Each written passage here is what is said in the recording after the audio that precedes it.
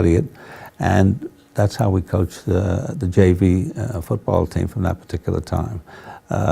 After 2 years, the head coach, Jack Boyle, whose son is the head coach now out at Clark High School on Long Island, an outstanding young man, and his father was a great man. John is also the same type of a fellow out of Clark High School, a great young man. I hope we can get a scrimmage with him this year. But anyway, the question that when his father left to go to Long Island and coach out there, I was the head coach. There was a vacancy with the head coaching position. There were two outstanding men at St. Francis. John Boyle, an outstanding athlete who played at South Carolina, and Johnny Lujak coached him at South Carolina. And then the other one was Vinnie Gargano, a great guard down at South Carolina. Vinnie used to keep a notebook when he was coaching in high school, in college, pardon me, so that he would be able to compete. He did not have the girth and the size, but he was a great technician and a very tough competitor. So those were the two varsity coaches. Whatever it was, Brother Cyprian at the time, who was at the athletic department of St. Francis, asked if I would take the head coaching position. I was really flabbergasted that he would ask me with these two very good men. For whatever reason, I got that particular position. And we had success on the JV level. I think that may have led to it, and they didn't have that on the varsity, so he may have went in that direction. But anyway, the situation is, what do I do? What do I put in offense? I felt I had to do something different to be successful. So I wrote to Bobby Dodd down at Georgia Tech. Bobby Dodd he was running what they call the inside and outside belly series. I was impressed with it because it based the success of moving the football with deception and not just physical power. And so I got all of his materials. I have some of them still home.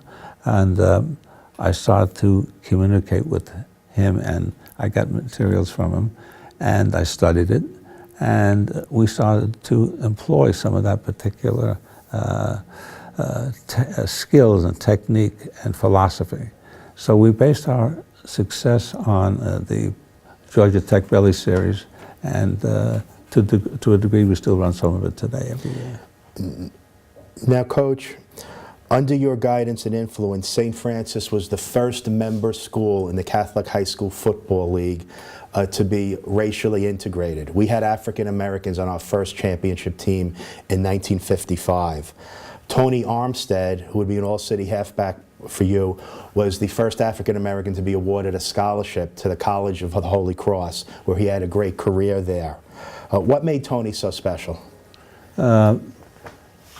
That's an interesting point, because his brother was also an outstanding halfback. Tony was a tackle, and Joe and his other brother also were outstanding athletes. But Tony, who today still sends me cards at Christmas and so forth, other times throughout the year, and he still comes to games at this particular time. I always see him in the stands. I'm always admired him as a person.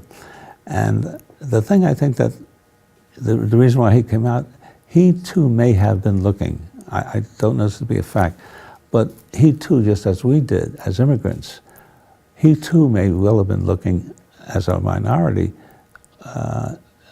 to an area where he would get support, recognition, and so forth. He had two incredible parents, his mother and father, Mr. and Mrs. Armstead, were just outstanding people, outstanding, and supported him to every degree. So he was most welcome. It was just natural for us to have good people, good kids with good character, and that's what he had. And he came out and he wanted to learn. He had great attitude, a great attitude to learn. So I think we were smart enough to take a kid that had this. He was also a big, strong kid, and he came and worked at it. And always an unassuming gentleman. He became a teacher out in Bed-Stuy later on, and so he came aboard and as a player, and I think his success helped other young minorities also to join the team. Now, Tony played on our first championship team, 1955. Two of his teammates would be Ray Rakowski, who would hold the New York City scoring record for about 12 years until another Terrier would break it, Richie Zorro. Ray was your first player to win a scholarship to Notre Dame, and Dave Gaddy was also a captain on that team. What can you tell us about Ray and Dave? Ray Rakowski, of course, had great running skill, great running ability, and he was a tremendous competitor, also an outstanding champion runner. He was a champion in 600 meters. 600, at that time, didn't call it meters, they called it 600-yard run, and a sprinter. So and he weighed 195 pounds, about 6'1", and he was just a really tough competitor in both track and football. And we felt that as a halfback, let's see how he develops, and he developed terrifically. And along at that time, we had Dave Gaddy. Dave was, again, a typical guard, was a little shorter, very strong, again, a very bright, tough competitor. We had a good number of bright kids on